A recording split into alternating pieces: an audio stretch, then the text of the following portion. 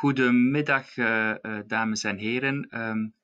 Namens Iriscare heet ik u van harte welkom op deze webinar over de operationalisering van de vaccinatiestrategie tegen het COVID-19-virus hier in Brussel.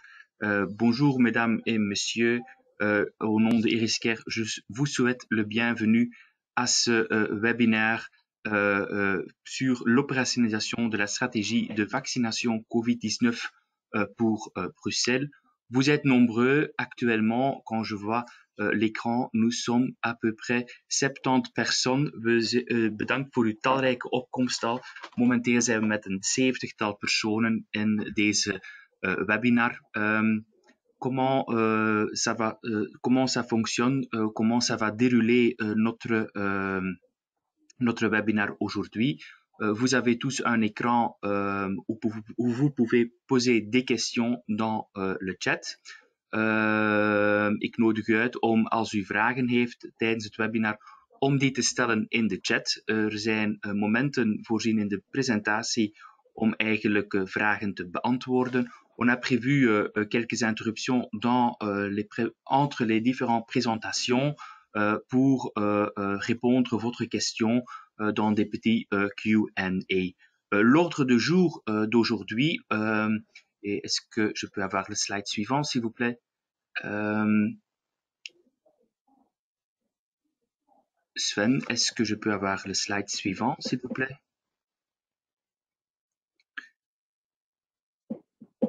On a sur notre agenda 3 interlocuteurs. We hebben drie sprekers vandaag. We beginnen eigenlijk met een uiteenzetting van dokter Yves van Latem. Le docteur Yves van Latem, depuis déjà plus que 40 ans, il est médecin infectiologue au CHU Saint-Pierre, donc le centre hospitalier universitaire de Bruxelles. Il est aussi président de la section vaccination du Conseil supérieur de la santé et membre du bureau du Conseil supérieur de la santé. Mais beaucoup d'entre vous vont lui reconnaître comme la porte-parole interfédérale sur COVID-19. Et donc, dans cette qualité-là, il est aussi membre de divers groupes d'experts. En plus, on a ici présent aujourd'hui Monsieur Jürgen Rogge. Monsieur Jürgen Rogge, il est le project manager sur la vaccinatiecampagne dans la COCOM. Monsieur Rogge va nous expliquer aussi donc la procédure opérationnelle de la vaccination COVID-19. Et on a aussi invité mevrouw Katty Janssens. Katty Janssens, zij is een medical coordinator bij Artsen zonder Grenzen en zij zal ons meer vertellen over eigenlijk de steun en de hulp die Artsen zonder Grenzen u kan bieden bij de komende vaccinatiecampagne.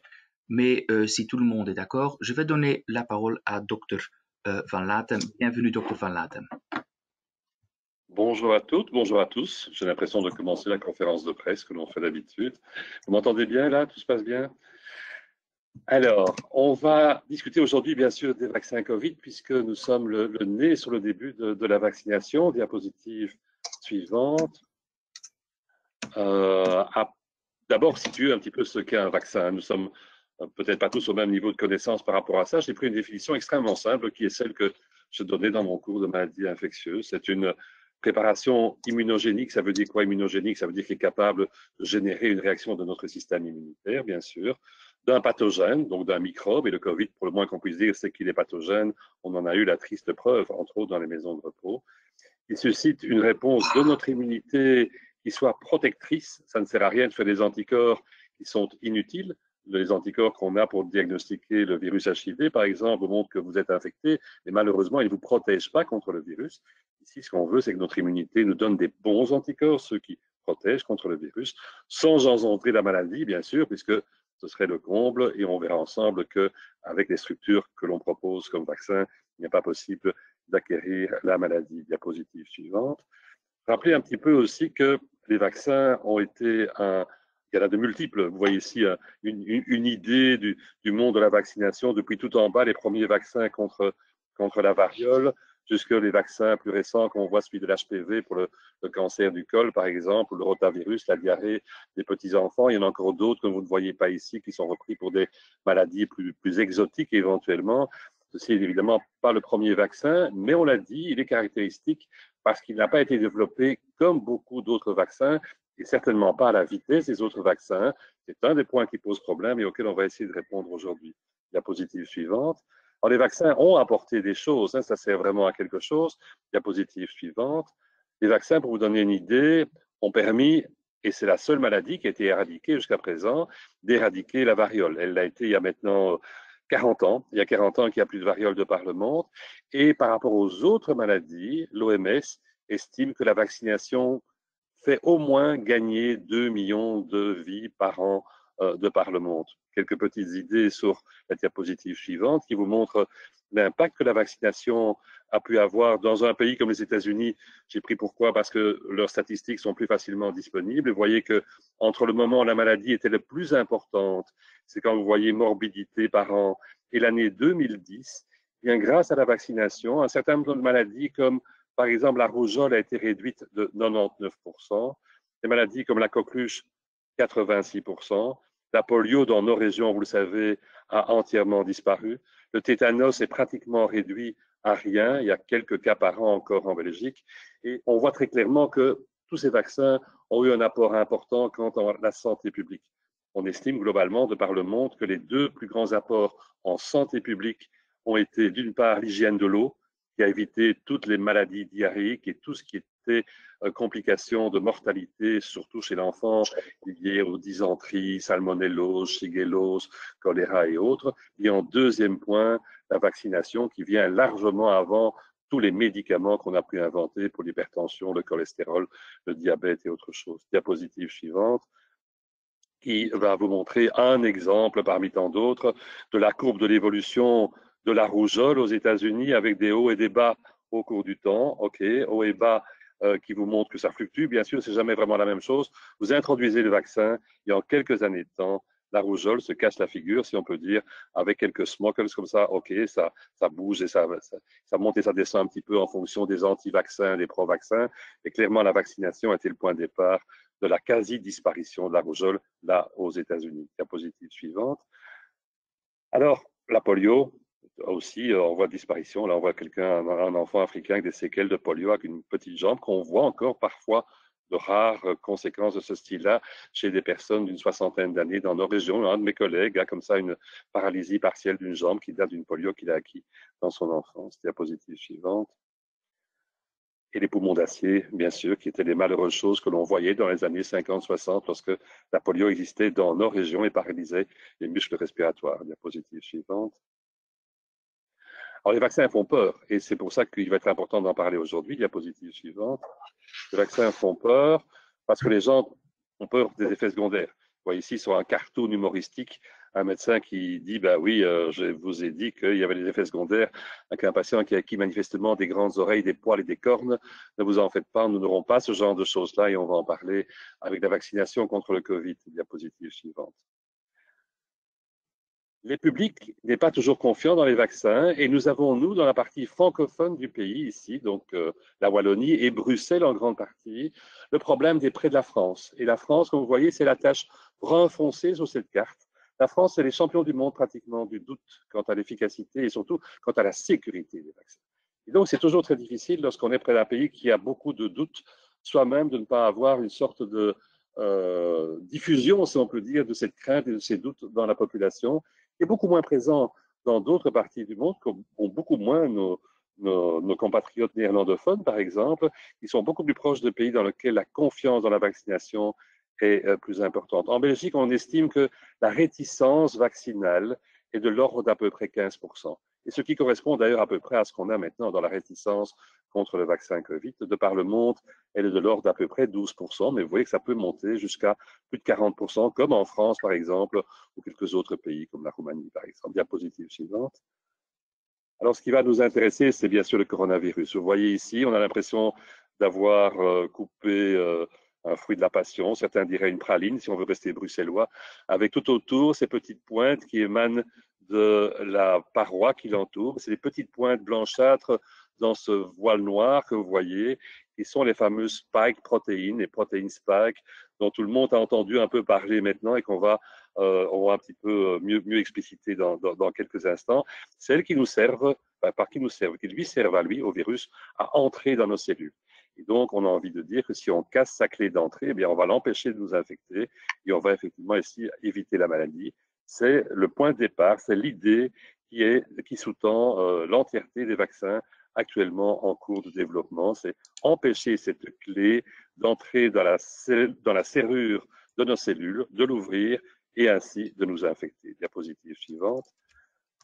Monsieur Van On ne va pas Laten, vous donner un long. excusez-moi, Oui. Monsieur Van Laten, j'ai 2 ou 3 personnes qui m'ont dit dans le chat qu'ils ne nous entendent pas.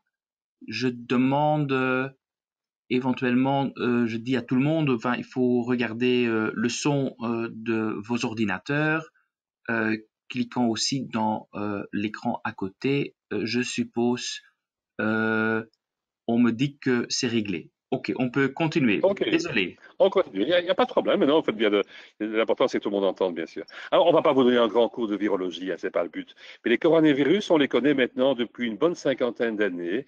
Ce sont des virus qui infectent des mammifères, comme nous, hein, nous sommes un mammifère, qui infectent aussi des oiseaux. Il y en a différents types et ça n'a pas beaucoup d'importance. J'ai juste voulu vous résumer ici que ça peut donner pour deux des groupes des infections tant des animaux que des hommes qui sont extrêmement banales pour un des groupes, le groupe alpha, et le groupe bêta, c'est le méchant, sans jeu de mots par rapport au bêta. C'est le méchant parce qu'il donne des infections banales, mais il donne aussi des infections sévères. Diapositive suivante. Alors, qu'est-ce qu'on voit là-dessus? Eh bien, on voit là-dessus que les coronavirus, sur la diapositive d'après, la diapositive suivante, je ne sais pas si on... voilà, non, ça c'est avant, voilà la diapositive qui suit. Des problèmes de voilà. Alors que voit-on? Eh bien, on voit qu'au sein de ces bêta-coronavirus, il y a 3 méchants. Et ces 3 méchants, c'est au milieu, avec une gentille petite dame que vous voyez en dessous, le SARS. Le SARS est un virus qui a répandu la terreur vers 2003-2004. On a eu très très peur à ce moment-là. Il y a eu à peu près 8800 personnes seulement atteintes. Vous vous rendez compte, a posteriori, c'est ridicule par rapport au nombre de personnes infectées par l'actuel coronavirus. Il y en a une sur 10, c'est-à-dire à peu près 880 qui sont effectivement décédés. Et puis, ce coronavirus a entièrement disparu. C'était une première alerte. Quelques années plus tard, en 2012, à droite, le petit monsieur avec son polo jaune, est apparu un autre virus dangereux. Il existe toujours au proche du Moyen-Orient, on l'appelle le MERS. Il est transmis par les chameaux et il est endémique maintenant dans la région avec quelques cas tous les quelques temps, mais il reste dans ce coin du monde. Et puis, il y a malheureusement, c'est le petit bonhomme avec le polo bleu et le pantalon bleu, il y a malheureusement un cousin là qui est le SARS-CoV-2, qui est celui qui nous intéresse actuellement et qui peut donner le Covid ou la Covid telle que nous la connaissons. Diapositive suivante. Alors la transmission, vous le savez, est une transmission qui se fait d'une part par voie directe, par les petites gouttelettes que nous excrétons tous, que je suis en train pour l'instant de propulser vers mon ordinateur en vous parlant. Il existe par des mains qui seraient contaminées par les gouttelettes en question. Il existe au niveau de vos structures par le contact avec le milieu du lit du patient, la table de nuit du patient sur lequel les gouttelettes pourraient se trouver. Et il existe aussi la transmission par ces fameuses micro-gouttelettes qui restent suspendues dans l'air et qui sont les airborne transmission que vous voyez ici. Donc, multiples transmissions de type aérienne, puisque c'est un virus qui se transmet par les voies aériennes, comme vous le savez. Diapositive suivante. C'est un virus qui est contagieux, mais pas si contagieux que ça quand vous voyez, puisqu'il y a plein de virus plus contagieux que lui. J'ai envie de dire, heureusement que ce virus n'est pas encore plus contagieux. Il aurait encore répandu plus de désastres de par le monde. Vous voyez qu'il est moins contagieux ou du même ordre de contagion que l'influenza et qu'il est en tout cas moins contagieux que d'autres maladies comme la polio ou entre autres la rougeole qui est beaucoup plus contagieuse. Diapositive suivante. Alors, qu'est-ce qu'on peut dire? Il est apparu quelque part vers novembre-décembre l'année passée. Il a été découvert réellement en janvier avec l'OMS qui annonce un nouveau coronavirus le 9 janvier. Il était isolé le 7 janvier et quelques jours plus tard, grâce au progrès gigantesque de la biotechnologie depuis une dizaine d'années, on a réussi à connaître le code génétique total de ce virus, avoir vraiment le moindre détail de tout ce qu'il a en mémoire de manière à se reproduire, se multiplier, à nous envahir. ce code génétique a été transmis, je dirais, instantanément de par le monde, et toutes les structures de recherche au niveau universitaire, aussi bien qu'au niveau des grandes compagnies pharmaceutiques, ont pu se lancer dans la recherche de traitement d'une part, et là vous savez qu'on n'a pas été encore très efficace pour l'instant, mais aussi dans la recherche d'un vaccin. Ce vaccin, eh bien, il y a eu très rapidement des candidats. Vous voyez que le 8 avril, donc quelques mois après, il y avait déjà 115 candidats vaccins. Le moins qu'on puisse dire, c'est que ça a été rapide. Qu'au mois de mars, avant ça, donc un mois avant et 2 mois après la découverte du génome, les premiers tests de la firme Moderna, dont on va parler un peu aujourd'hui aussi, puisque ce vaccin, il est juste après le vaccin de Pfizer que vous allez recevoir dans les jours qui viennent. Il est sur le même principe. On a eu comme ça une multitude de communiqués de presse à l'automne maintenant sur les premiers résultats et que surtout, on a maintenant, bien sûr, l'acceptation par les autorités américaines d'une part de 2 vaccins, le Pfizer et le Moderna, l'acceptation par les autorités européennes du vaccin Pfizer et sans doute, au courant de cette semaine-ci, celle du Moderna. Il y a actuellement 270 et quelques vaccins en développement de par le monde. Beaucoup d'entre eux n'iront pas jusqu'au bout, on est bien d'accord. 58 sont déjà en essai clinique chez l'homme, donc on a quitté le rat, la souris ou le singe, et une série sont déjà en phase 3, 11 sont en phase 3, c'est-à-dire des phases dans lesquelles on a des milliers, si pas des dizaines de milliers de personnes qui testent le vaccin. Diapositive suivante. Alors, à côté de ça, on peut se dire, ben, c'est des situations effectivement tout à fait exceptionnelles. On se trouve devant un vaccin dans lequel on a une maladie qu'on connaît à peine, et on la connaît à peine, cette maladie, puisque déclarée en décembre l'année passée, que maintenant, déjà, un an plus tard, on est prêt à injecter les premiers vaccins. C'est basé sur quoi? C'est basé sur le fait que, les données qui sont produites par les techniques modernes sont beaucoup, beaucoup plus importantes et beaucoup plus rapides que celles qu'on avait il y a 10 ans, 15 ans, 20 ans pour développer un vaccin. On a sur le virus des données pratiquement instantanées qu'on en a parlé.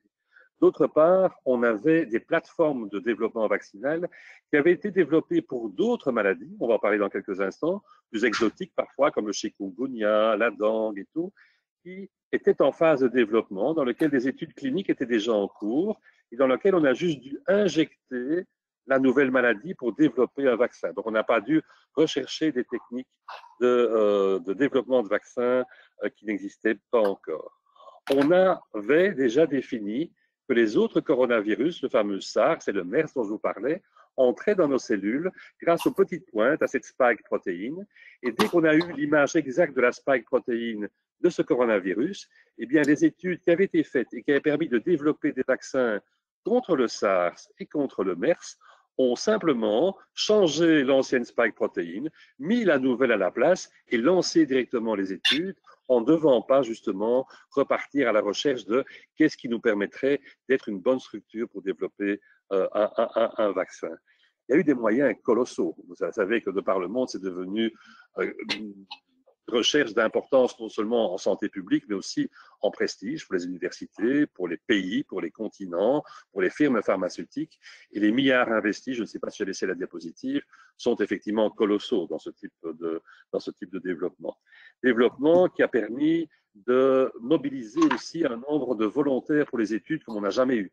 Les Anglais, entre autres, pour un de leurs vaccins, ont quelques jours après avoir ouvert les candidatures aux volontaires, dû fermer tellement les volontaires se pressaient pour être là. Donc, on n'a pas dû chercher longtemps pour faire des études cliniques. Et il y a eu, grâce aux investissements colossaux des États et des firmes, la possibilité de lancer la production des vaccins largement avant qu'ils ne soient agréés, en sachant très bien que cette production allait éventuellement partir à la poubelle. On se comprend, on ne l'a pas mis à la poubelle, on les aurait détruites, si les vaccins n'étaient pas agréés. Mais le but était que si un vaccin est agréé, bien on a directement, comme maintenant, des millions de doses disponibles et pas dans 6 mois, dans un an, comme on le fait d'habitude. Parce qu'une fois qu'on a l'agrément pour un vaccin ou pour un médicament, eh bien, on commence à construire l'usine et puis on lance la production. Ce qui est aussi très, très différent dans cette conception de vaccin-ci, c'est que d'habitude, les firmes font une phase d'étude sur quelques dizaines de personnes, elles soumettent un dossier qui met 3 mois à être examiné, puis on lui pose des questions, elle répond aux questions, quand des autorités d'agrément européennes comme l'EMA ou américaines, comme la FDA sont d'accord, elles lancent sa phase 2 sur quelques centaines de personnes. Ça prend 6 mois, 1 an. On resoumet les dossiers et on est dans un mode extrêmement bureaucratique. Et il faut bien avouer que ça marche comme ça d'habitude.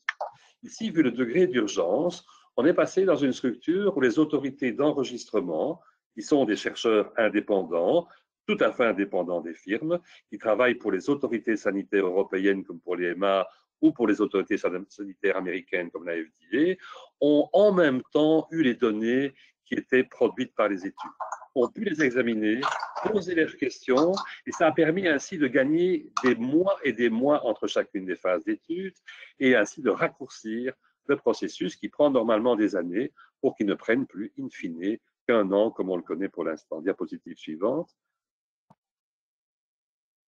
Alors, on peut développer des vaccins comme avant. Va-t-on dire avant c'était quoi? Eh bien, on prend un morceau du virus, effectivement, que l'on casse en petits morceaux, comme pour la grippe, et puis on l'injecte éventuellement en mettant une substance autour qu'on appelle un adjuvant. C'est souvent l'aluminium, c'est parfois d'autres choses pour mieux stimuler notre immunité à l'endroit où on a fait la piqûre. Mais ça prend non seulement du temps, ça peut paraître paradoxal, mais c'est comme ça, mais c'est quelque chose qui effectivement, lorsqu'on... Ah, on ne voit plus la diapositive. Je suis en train de parler devant la diapositive de titre.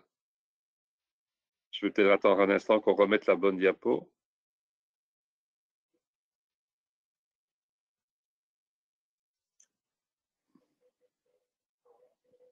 C'était la précédente. Voilà. Et peut-être la mettre en plus grand pour qu'on la voit bien sur tout l'écran. Voilà. Alors, je disais donc à côté de ces techniques-là, mais qui sont aussi des techniques vaccinales qui permettent de produire les vaccins en petite quantité. On a ces fameuses nouvelles plateformes vaccinales, avec d'une part des vecteurs viraux que je ne vais pas vous discuter aujourd'hui, ça sera pour le mois de mars-avril, on pourra en discuter à ce moment-là, et surtout ces fameux acides nucléiques qui sont soit de l'ADN, pour mes collègues médecins qui sont à l'écoute, évidemment, c'est assez évident. Pour les autres, quelques mots d'explication.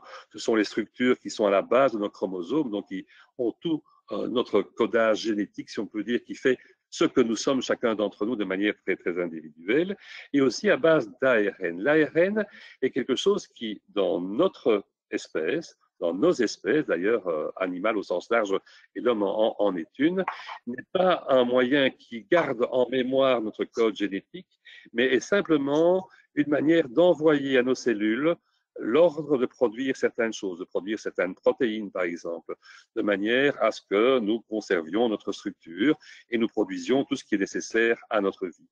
Mais notre code génétique n'est pas stocké dans l'ARN, il est stocké dans l'ADN. Dans les virus, il y a des virus qui stockent leur code génétique dans l'ADN et d'autres dans l'ARN. Et nous sommes devant ici un virus qui stocke son code génétique dans l'ARN et nous allons employer dans ce vaccin de l'ARN. Ceci répond déjà partiellement à une des questions que vous posez. Est-ce qu'en donnant un vaccin avec de l'ARN, on va modifier notre code génétique? Non, c'est impossible parce que notre code génétique est dans de l'ADN. L'ARN qu'on va donner est incapable de s'inclure dans de l'ADN. C'est une incompatibilité. On ne sait pas, ce sont deux choses totalement différentes. Diapositive suivante. J'entends quelqu'un qui a son micro qui n'est pas coupé. Il y a beaucoup de bruit qui passe dans mes écouteurs pour l'instant. Alors, qu'est-ce qu'on a développé? On a développé des vaccins à ARN. Et ces vaccins à ARN ont été déjà en phase de développement pour un tas de maladies. Je vous parle de maladies tropicales un petit peu comme effectivement le Zika, le chikungunya. Il y a des vaccins qui sont en train d'être développés pour le cytomégalovirus, par exemple, qui se basent sur ce type de plateforme. D'autres pour des maladies comme la rage. Ce qui est clair, c'est qu'aucun de ces vaccins n'était arrivé au stade du développement, de la commercialisation. Ils sont en phase de 1, 2, 3 de développement sans être encore arrivés à la commercialisation. Comment ça se passe? Eh bien, on le voit sur le petit schéma à la droite ici. Vous voyez une petite boule dans le haut et dans la petite boule, vous voyez un petit filament. Eh bien, ce petit filament, c'est effectivement de l'ARN. Cet ARN est capable de coder pour, et c'est le petit segment jaune que vous y voyez, une protéine bien précise qui est la spike protéine du virus. Et on va faire entrer ce petit filament à l'intérieur de nos cellules pour que dans nos cellules, ce petit ARN se mette à faire produire la protéine spike. Et cette protéine spike va ressortir entre nos cellules, captée par notre système immunitaire, et nous allons faire des anticorps et des cellules dirigées contre cette protéine de manière à nous défendre. Nous allons donc développer une immunité grâce à cette vaccination. Vous voyez autour de ce petit filament une petite boule, comme une praline, comme ça arrondie. C'est quoi? C'est une petite particule de graisse, de lipides, qui se trouve autour et qui est nécessaire pour protéger ce petit filament d'ARN, parce qu'il est extrêmement fragile. C'est un petit peu comme le fil d'une ampoule. Si vous le touchez, il casse. Eh bien, ici, il faut le protéger en mettant une petite boule de graisse autour. Et cette petite boule de graisse va éviter que lorsqu'il est injecté, il ne soit en quelques minutes détruit dans notre corps. Dans ce cas-là, bien sûr, il serait incapable de fonctionner en faisant synthétiser cette fameuse spike protéine. Cette petite boule de graisse va fusionner avec nos cellules et le libérer à l'intérieur, dans la cellule, où il sera à l'abri du milieu extérieur, où il ne sera pas effectivement détruit. Il va mourir, hein, il ne va pas rester dans nos cellules, ce petit filament.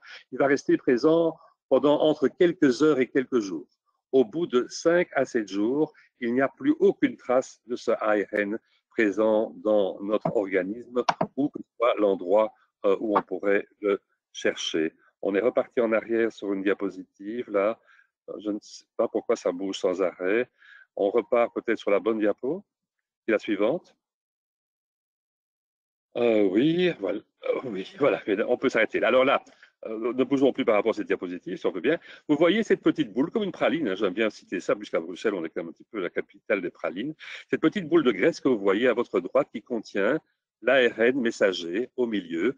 Vous voyez la boule de graisse qui fusionne avec notre cellule, qui libère l'ARN, et l'ARN va être lu comme le plan d'un architecte, et notre machinerie cellulaire va produire comme ça cette spike protéine de notre agresseur potentiel, qui va venir à l'extérieur stimuler notre immunité et faire que nous aurons ainsi des moyens de défense. Cette petite boule de graisse autour, ce n'est pas juste pour vous embêter que je vous en parle, c'est à cause d'elle qu'on a besoin des frigos à très basse température. Elle ne se conserve pas telle qu'elle si elle n'est pas à basse température. Et c'est à cause d'elle qu'il faut les frigos à moins 80 degrés avec le Pfizer ou à moins 20 degrés avec le Moderna pour stabiliser ces petites boules de graisse pour qu'elles ne se désagrègent pas. Lorsqu'elles sont injectées dans notre organisme, bien sûr, elles restent là les quelques heures et puis elles viennent fusionner avec nos cellules et puis elles disparaissent comme toute petite boule de graisse qu'on injecterait excusez-moi, à l'intérieur de l'organisme. Ce sont elles aussi qui donnent un petit peu les effets secondaires que l'on peut avoir. Comme ces petites boules de graisse, elles sont là aussi pour un peu irriter le tissu localement et elles vont provoquer un peu les rougeurs, les douleurs dont on va parler après la vaccination. Diapositive suivante. Alors, qu'est-ce qu'on peut dire du vaccin de Pfizer, dont je parle là plus presque aux médecins, mais je pense que nos directeurs qui nous écoutent peuvent me suivre sans problème. C'est un vaccin qu'on injectera en 2 doses, à 3 semaines d'intervalle. Pourquoi 3 semaines, allez-vous me dire? Eh bien, un vaccin, c'est 3 semaines, et le suivant, ça va être 4 semaines. Ils ont été développés comme ça, c'est tout. Personne ne peut jurer que celui de 3 ne pourrait pas être injecté à 4 et celui de 4 ne pourrait pas être injecté à 3. Leur développement a été prévu tel quel, et donc on va au maximum essayer d'observer le timing en question. Seront directement honnêtes, si on s'est trompé de jour, on ne va pas recommencer à zéro, mais on va essayer d'observer pour la deuxième injection ici, 3 semaines, on vous en parlera, et pour l'autre vaccin, 4 semaines. Le gros du problème, c'est qu'il faut rester à moins 70, moins 80 degrés, et c'est pour ça que vos vaccins vont arriver par des hôpitaux qui ont reçu ou qui ont déjà ces fameux surgélateurs à moins 80 degrés. Ça aussi, on vous en parlera dans l'exposé suivant, je pense, sans problème. Il y a eu énormément de gens, beaucoup plus de gens qui ont participé à ces essais qu'à n'importe quelles autres études, puisque vous voyez ici, dans l'étude qui a servi pour enregistrer le médicament, il y a eu plus de 40 000 personnes qui ont participé, effectivement. C'est énorme, puisque ça veut dire qu'il y a pratiquement eu 20 000 personnes qui ont reçu le vrai vaccin. Pour vous donner une idée, la plupart des autres vaccins qu'on trouve actuellement sur le marché en Belgique ont été développés avec des études qui comprenaient entre 3 et 10 000 personnes. La plupart du temps, 5 000 personnes reçoivent le vaccin. Ici, c'est de l'ordre de 20 000 personnes qui ont reçu le vrai vaccin, donc beaucoup, beaucoup plus de monde que ce qu'on fait dans un développement classique de vaccination, avec des investissements, effectivement, qui ont été absolument colossaux. Diapositive suivante. Alors, il vous montre quoi? Eh bien, il vous montre dans ce tableau qui est extrait des études. Et je sais qu'une des questions me demande où peut-on trouver les études en question. On vous les fera parvenir par la suite le lien exact pour les avoir. Dans cette étude ici, qui a été publiée dans le New England Journal of Medicine, qui pour les médecins est l'un des journaux les plus prestigieux, et bien, vous voyez qu'ont reçu le vaccin qui porte le nom bizarroïde BNT quelque chose, à peu près effectivement 19 000 personnes, moitié d'hommes. Ah, mais ce qui est important, c'est le bas de la colonne de gauche qui vous montre que les gens de plus de 55 ans faisaient 42%. C'est très rare d'avoir des personnes de plus de 55 ans en nombre important dans l'essai d'un vaccin. Ici, bien sûr, ça a été fait parce qu'on sait que les personnes plus âgées payent un tribut plus important. C'est très rare d'avoir des obèses ou d'autres pathologies dans un vaccin. Vous voyez ici que dépasse un BMI de 30, c'est la dernière ligne, 35% des gens. Donc, effectivement, un tiers des gens sont gros. On sait aussi que le poids, l'obésité, comme le diabète, sont des facteurs de risque. Et donc, c'est bien d'essayer ce vaccin chez des gens qui ont des critères de risque par rapport à la maladie. Diapositive suivante. Vous allez voir quoi? Bien, vous allez voir que on a des effets secondaires. Et il faut que vous annonciez d'emblée aux gens qu'ils vont avoir des effets secondaires. Il faut être honnête. Sans ça, les gens vont se dire, mais enfin, on m'a menti, on m'a dit que ce vaccin passait tout seul. Non, on a des effets secondaires. Et je pense qu'on peut vraiment dire aux gens, cet effet secondaire, il est pratiquement lié à la force de votre immunité. On a vu ça au sens que les personnes plus âgées, par exemple, qui ont plutôt une moins bonne immunité, mais elles ont plutôt un peu moins d'effets secondaires que les personnes jeunes, qui vont plus réagir par rapport à l'antigène qu'on va leur donner. Et vous voyez dans la colonne de gauche ici que carrément 60, 70, 80% des gens ont une douleur au niveau du site de l'injection. Il faut dire aux gens qu'ils vont avoir mal. Ils ne vont pas souffrir le martyre, ils vont sentir que ça fait mal. Ils vont sentir ça après 24 heures à peu près, ça va durer 2-3 jours maximum. Mais pendant 2-3 jours, ils auront mal. Donc, autant faire ça dans l'épaule gauche si on est un droitier, par exemple.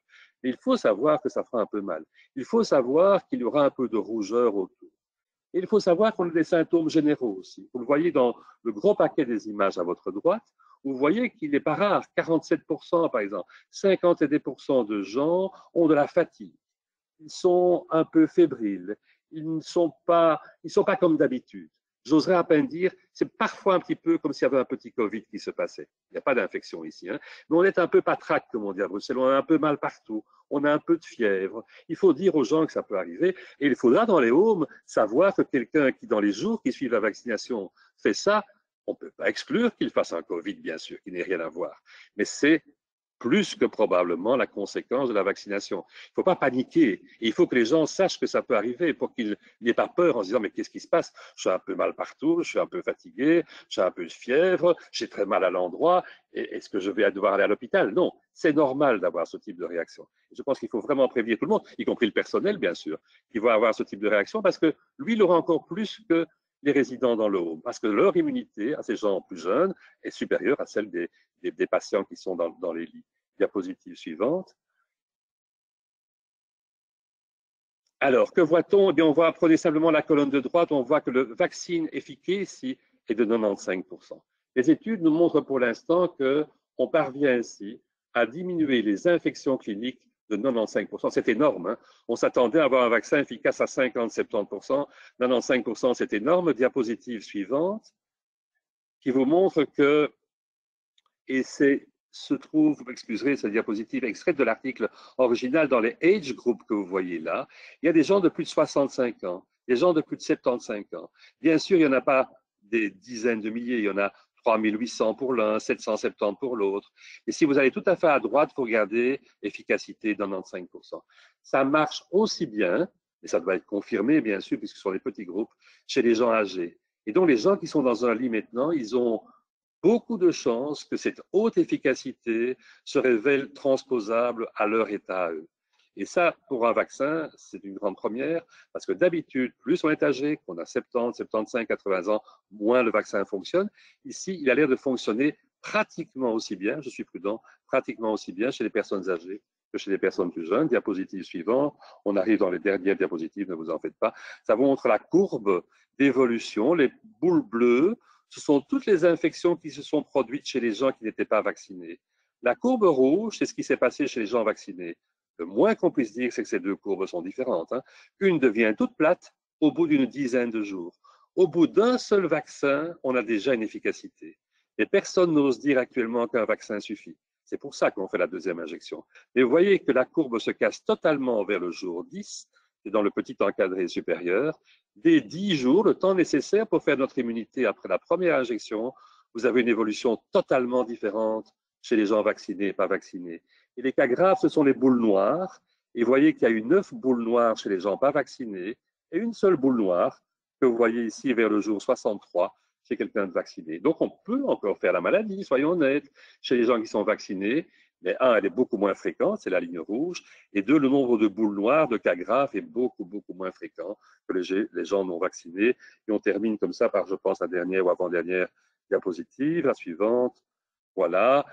Le vaccin Moderna, je voulais juste vous dire, il va arriver dans le mois qui suit. C'est le frère, pas jumeau tout à fait, mais c'est le vrai frère du premier vaccin. C'est le même principe de l'ARN, c'est les mêmes résultats, c'est les mêmes effets secondaires. Donc, si vous appliquez bien ici, si on a compris et si on se comprend bien dans nos questions-réponses par la suite, vous avez directement les mêmes questions et réponses pour le vaccin Moderna. La seule différence, c'est que leur petite boule de graisse à eux, elle est stable à moins 20 degrés. Et ils n'ont pas besoin de le mettre dans ces super surgélateurs à moins 70 degrés. C'est une question de recette de cuisine. C'est vraiment de la cuisine, c'est à ce niveau-là. Et tout le reste de la vaccination est exactement selon le même principe. La dernière diapositive, ça m'irait de façon sur celle-là, qui vous montre que le Conseil supérieur de la santé a fait un avis en juillet 2020 pour donner les groupes prioritaires. Et les maisons de repos sont bien sûr avec le personnel de santé dans ces groupes prioritaires. Et je pense que je vais m'arrêter là pour attendre vos questions en espérant déjà avoir répondu en partie à certaines d'entre elles. Merci. Ja.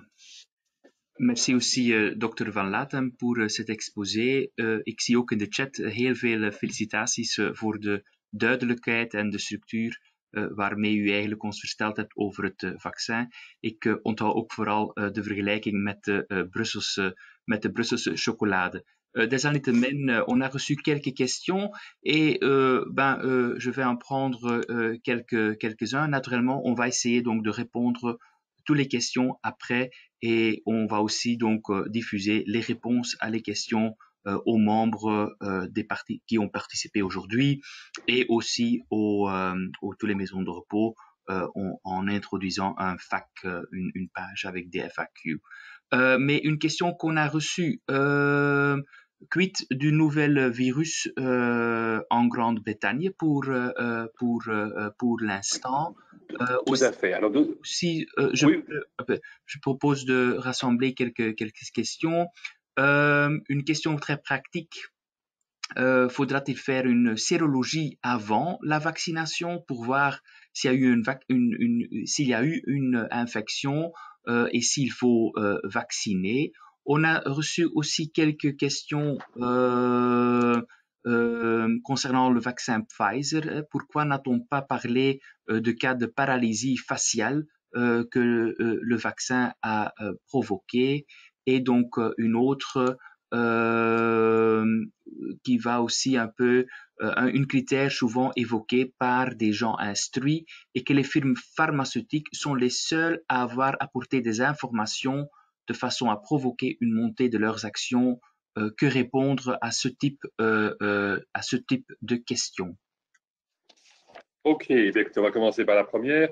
Donc, le virus anglais, pour l'instant, a un certain nombre de mutations, mais dans ce qu'on a comme données, rien ne laisse penser qu'elles sont suffisantes pour ne pas permettre à notre immunité de se débarrasser de ce virus-là aussi. Je dirais pour deux raisons. Un, ces modifications, même si elles sont par leur subtilité capables, peut-être, je dis bien peut-être parce que même l'OMS n'est pas encore certaine que c'est le cas, peut-être capable de mieux ouvrir nos cellules. Donc, j'aime bien prendre cet exemple. C'est comme une clé qui chipote dans une serrure et là, vous limez un petit peu deux endroits chez le serrurier et tout d'un coup, la clé tourne tout seul. C'est peut-être quelque chose qui s'est produit avec les modifications sur la spike protéine du virus né en Angleterre, sans doute. Mais ces petites modifications ne font pas que la clé en tant que telle n'est plus reconnue par les anticorps et les cellules que nous développons grâce au vaccin. Donc, pour l'instant, rien ne fait penser que le vaccin ne va pas fonctionner sur la souche en question, comme sur les multiples autres variants. Je pense qu'il faut rappeler qu'il y a des centaines, on va dire, il y a des milliers de petits variants et on publie à peu près 2 fois par mois des variants plus ou moins significatifs. Le dernier qui avait un peu fait du bruit était le variant espagnol après les vacances, puisqu'il était né en Espagne durant l'été, et vous devinez qu'avec tous les touristes qui ont été en Espagne, eh bien, il a diffusé sur toute l'Europe en 2-3 mois de temps. Donc ça, c'est une première chose. La sérologie. La sérologie, les études ont pris des gens qui étaient positifs comme des gens qui étaient négatifs et on s'est rendu compte qu'il n'y avait pas de modification des effets secondaires, par exemple, et qu'il y avait une augmentation très nette des anticorps chez des gens qui en avaient déjà par l'effet du vaccin. Faire des sérologies, ce serait extrêmement compliqué. Et donc, comme il n'y a pas d'effet délétère de faire le vaccin chez les gens qui ont déjà fait la maladie, mais qu'il y a un effet d'augmenter leur immunité, qu'on ne sait pas le temps où l'immunité naturelle va durer, au point de vue pratique, et comme il n'y a pas donc d'effet néfaste, on va vacciner sans faire de sérologie. Juste parce que la réflexion est très bonne, certains pays se sont dit, est-ce que les gens qui ont déjà fait la maladie restent prioritaires, puisqu'ils ont déjà une certaine protection? C'est effectivement logique de se poser ça. Mais ça veut dire qu'un médecin ou une infirmière qui dirait, écoutez, docteur, moi j'ai fait la maladie, je ne voulais pas faire de vaccin maintenant, mais j'insisterai pas chez cette personne-là pour faire la vaccination, parce que effectivement, elle a sans doute déjà une certaine immunité. Mais sur le côté pratique, c'est impossible à gérer. Dans une maison de repos, de se dire que ces personnes-là ont déjà fait l'immunité naturelle, mais on ne sait pas le temps que ça va durer, donc on ne les vaccine pas, ça sera plus tard. Donc la seule manière pratique, c'est de vacciner tout le monde d'un coup, parce qu'il n'y a pas d'inconvénient à le faire. La discussion concernant les paralysés faciales est une très bonne question. Je pense qu'il faut être honnête. Les États-Unis, dans la Food and Drug Administration, ont noté ça en disant, bof, nous n'y croyons pas. L'Europe a très bien noté que dans le vaccin Pfizer, il y avait, de mémoire, c'est 4 cas. Et comme ça, vous savez tout, dans le vaccin Moderna, il y a 3 cas. Donc, il y a 7 cas au total chez des gens qui ont eu le vaccin ARN et il y a 1 cas dans le vaccin Moderna chez des gens qui ont reçu un placebo. Et donc, on est à 7 contre 1, ce qui est en tout cas interpellant. Et donc, l'Europe a demandé de suivre ce qu'il en était. Comme vous savez, dans la paralysie de Bell, on a une paralysie transitoire périphérique au niveau du nerf facial qui récupère, il y a un micro qui est branché là quelque part qui fait le bruit, qui récupère dans l'immense majorité des cas, et à niveau donc la balance entre l'intérêt du vaccin et ses risques potentiels en faveur du vaccin. Je pense qu'il faut avoir cette notion.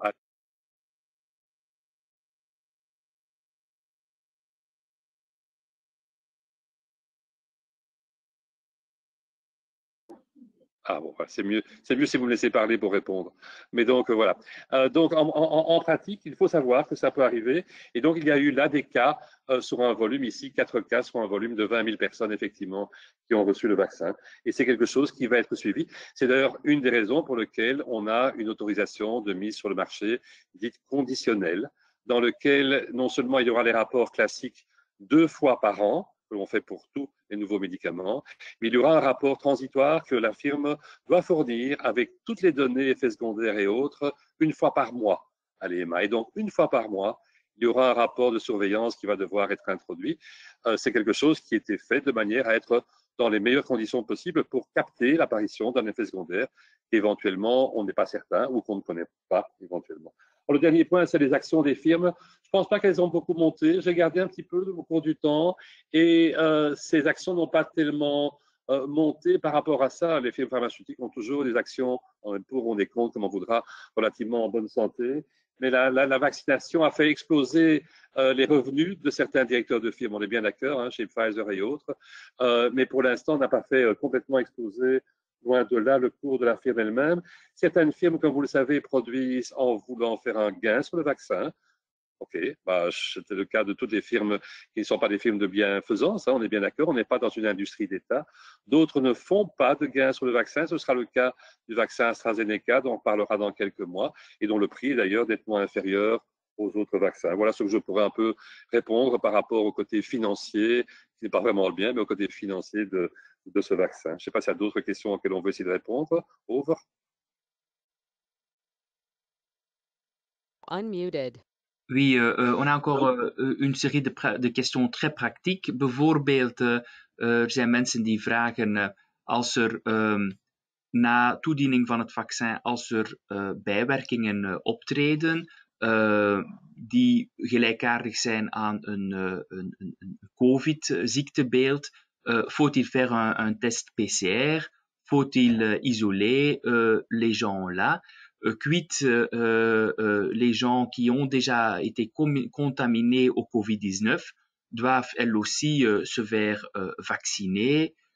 Peut-on vacciner quelqu'un une personne qui a eu le syndrome de Guillain-Barré, par exemple, et est-ce qu'on a plus d'informations sur l'effet du vaccin sur la transmission? Ok, je prends en vrac. Sur le Guillain-Barré, on peut les vacciner. C'est le cas de la plupart des vaccins. Le Guillain-Barré, ici, n'a pas du tout été associé. On n'a pas eu de signal de Guillain-Barré jusqu'à présent dans aucun des vaccins développés pour le Covid. Et donc, le fait d'avoir fait un Guillain-Barré, quelle que soit d'ailleurs la raison, soit parce qu'on a été infecté par un campylobactère, hein, c'est la cause principale, soit après une infection virale, soit éventuellement après un vaccin, ceci n'est pas une contre-indication. Première chose. Deuxième chose, une des grosses questions, c'est est-ce que ce vaccin est efficace sur la transmission? On ne le sait pas pour l'instant. On a des informations transitoires qui font penser que oui. On a des informations, je me projette déjà dans le futur pour le vaccin d'AstraZeneca, qui font penser qu'il y a au moins 60-70% de protection, mais on n'a pas assez de données. Et donc, on ne sait pas pour l'instant si quelqu'un qui a développé son immunité grâce au vaccin va aussi être incapable de jouer le ricochet, hein, prenons les comparaisons, la table de billard, dans laquelle la boule fait tong sur la gorge de quelqu'un qui ne fait pas la maladie, et puis repart tong vers la gorge de quelqu'un d'autre qui n'a pas d'immunité et lui ferait la maladie. Et donc, ça, c'est une notion que l'on va devoir acquérir lorsque le vaccin va être largement employé. Et c'est pour cela, d'ailleurs, que l'on continuera à faire des frottis dans le futur. C'est une discussion qui est en cours pour l'instant. Au niveau du RAC, nous allons avoir la semaine qui vient des réunions à ce sujet-là, mais il est quasi certain, je dis quasi parce qu'il faut qu'on ait d'abord une autre discussion, mais je pense que tous les scientifiques sont d'accord qu'il faut continuer à surveiller de manière à voir si les gens vaccinés sont capables d'être porteurs et quelqu'un de vacciné qui serait un contact à haut risque, il faudra le frotter pour voir si sa défense à lui a permis d'éviter qu'éventuellement il n'attrape le virus et le transmette à quelqu'un d'autre. Donc là, j'ai répondu au Guillain-Barré, à l'efficacité sur la transmission. Excusez-moi, il y en avait d'autres, mais je les ai oubliés. La première Oui, je question. pense, Oui, faut-il isoler, oké, faut-il ja, faire un zeker. test Voor de PCR? nevenwerkingen. Voor de nevenwerkingen. Oké, u mag paracetamol geven zonder probleem. Enkele mensen hadden gezegd, geef paracetamol daarvoor. Om zeker te zijn dat de mensen minder pijn, minder koorts zouden kunnen hebben. Et donc, je pense qu'effectivement, on peut très fort discuter le fait de donner prophylactiquement du paracétamol, mais c'est quelque chose qui a été défendu par certains. Je pense qu'il ne faudra pas hésiter à en donner. Les gens auront un peu mal, seront un peu. Moi, je pense d'ailleurs que le jour où on fera le vaccin, je vous le dis comme ça honnêtement entre nous, je prendrai du paracétamol peut-être déjà avant, mais simplement. Et donc, je pense qu'il faut vraiment que les gens soient conscients de ces effets secondaires et qu'ils ne soient pas pris par surprise. Est-ce qu'on va les isoler s'ils font des effets secondaires? Je pense que vu le côté séquentiel, on ne va pas le faire et que c'était une des raisons pour lesquelles on ne veut pas faire la vaccination actuellement dans des homes où il y a beaucoup de cas, où il y a des clusters de cas. Pourquoi? Parce que sur un des clusters de cas, on n'aime pas entrer à tout un personnel pour faire des vaccins, risquant de transmettre d'une personne à l'autre. Et surtout, on n'a pas envie d'avoir des situations dans lesquelles on a un mélange de gens qui font du Covid, parce qu'il y a plusieurs cas dans le home et que ça se transmet peut-être, et d'autres gens qui réagissent au vaccin. Et donc, c'est une des raisons pour lesquelles on a évité, on a déconseillé de faire des vaccinations dans les endroits où il y a une propagation de la maladie. Pas parce qu'il y a une interférence entre le vaccin et la maladie, mais parce qu'on risquait de ne plus s'en sortir entre j'ai un peu mal partout et j'ai un peu de fièvre à cause du vaccin, ou j'ai un peu mal partout et j'ai un peu de fièvre parce qu'il y a du Covid qui circule et pas de chance, je viens de l'attraper. Et donc, globalement parlant, on ne devrait pas isoler ces personnes. Je pense qu'il faut simplement les surveiller. J'espère que je ne dis pas quelque chose qui va à l'encontre des recommandations que vous avez eues. Moi, il me paraîtrait logique, effectivement, quand on est dans un endroit où il n'y a pas de circulation du virus pour l'instant, où tout est calme, on sache simplement que entre 24 heures après et à peu près donc 2-3 jours plus tard, les gens peuvent avoir ces petits symptômes généraux et locaux. J'ai répondu à tout pour l'instant. Ok, ik denk dat we je pense qu'on a encore temps pour deux ou trois questions maximum. Existe-t-il des incompatibilités entre le vaccin et certains médicaments et aussi quelque Non. chose de très pratique? Est-ce qu'on peut vacciner les patients malades qui font une bronchite angine et quitte des personnes qui combattent le cancer? OK. Donc, les gens qui ont un cancer et qui sont en phase active du cancer sont plus à risque de complications du Covid et on peut les vacciner. Un. Deux, les gens qui ont une infection légère, modérée. C'est comme tous les vaccins, on peut leur donner le vaccin. On n'aime pas le donner à quelqu'un qui a des symptômes importants, de nouveau, pour ne pas mélanger les symptômes de réaction au vaccin avec les symptômes de la maladie du patient. Donc, on retombe sur le fait qu'on ne donne pas le vaccin à des gens qui ont plus que 38,5, qui seraient sévèrement malades. Et des gens qui toussotent un petit peu, des gens qui ont des petites choses, on peut donner le vaccin sans problème. Et il n'y a pas d'incompatibilité par rapport à d'autres médicaments. On ne sait pas par rapport à d'autres vaccins, donc on ne le donnera pas en même temps que d'autres vaccins. Il n'y a pas de raison de penser qu'un vaccin pneumocoque puisse poser un problème. Mais je dirais pour l'instant, ne mélangeons pas les choses, si on peut dire. Donc, ne donnons pas d'autres vaccins. On n'est plus en période de grippe, vraiment, pour les vaccins. Mais ne donnons pas d'autres vaccins pendant une quinzaine de jours autour, purement par précaution, pour séparer les choses, sans qu'on ait aucune notion d'une interaction qui aurait une base quelconque. Mais c'est une mesure de précaution pour voir clair. C'est vraiment ça. Oké, dokter Van Latem, hartelijk dank voor de tijd die u vrijgemaakt hebt om ons meer wegwijs te maken in het vaccin. Je vous, au nom aussi de participants, pour info, nous sommes pour l'instant avec 122 personnes. Donc, je vous remercie toutes au nom des participants pour votre présence. Et je propose de commencer la deuxième partie de ce webinaire qui va nous expliquer plus en détail le processus opérationnel. Daarvoor geef ik graag het woord aan Jurgen Rogge. Meneer Rogge is aangeduid binnen de GGC eigenlijk gekomen als projectmanager voor de komende vaccinatieoefeningen. Meneer Rogge, alstublieft.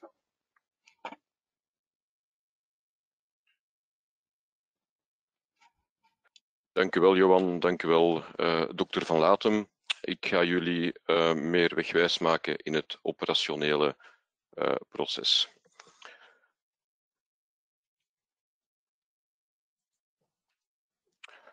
Eerst wil ik jullie even nog een overzicht geven van de verschillende fases die ingedeeld zijn. Dit is een schema dat op federaal niveau opgesteld geweest is. Voor wat betreft de vaccinaties in een timeline hebben we voorzien om het in 3 verschillende fases te doen. Fase 1a startende nu heel snel in januari tot en met maart 2021. Fase 1b van april tot eind juni. En fase 2 startend vanaf juni. De types van vaccins, dokter Van Latem heeft daar al heel duidelijk uitleg over gegeven. We gaan van start nu met het Pfizer-vaccin. Het volgende vaccin waarvan we verwachten dat er een goedkeuring komt, is het Moderna-vaccin. Vervolgens AstraZeneca en vervolgens nog andere. Nu hebben we ook een strategie bepaald op federaal niveau voor heel België om in doelgroepen te werken. De allerbelangrijkste doelgroep zijn de woonzorgcentra. En we hebben daar zowel als doel de residenten als het personeel.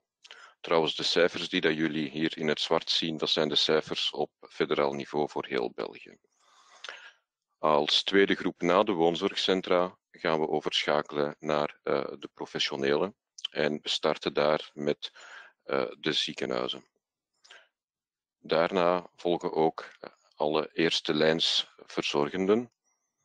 Vervolgens, in de latere fase, gaan we over naar de andere collectiviteiten en het andere personeel van de ziekenhuizen. Ondertussen zitten we al ergens in april en we beginnen daar ook met de 65-plussers en de 45 tot 65-jarigen die een hogere risico hebben. Donc les patients comorbidité. Natuurlijk ook heel belangrijk, de sociale en economisch essentiële functies. Die volgen ook in fase 1b.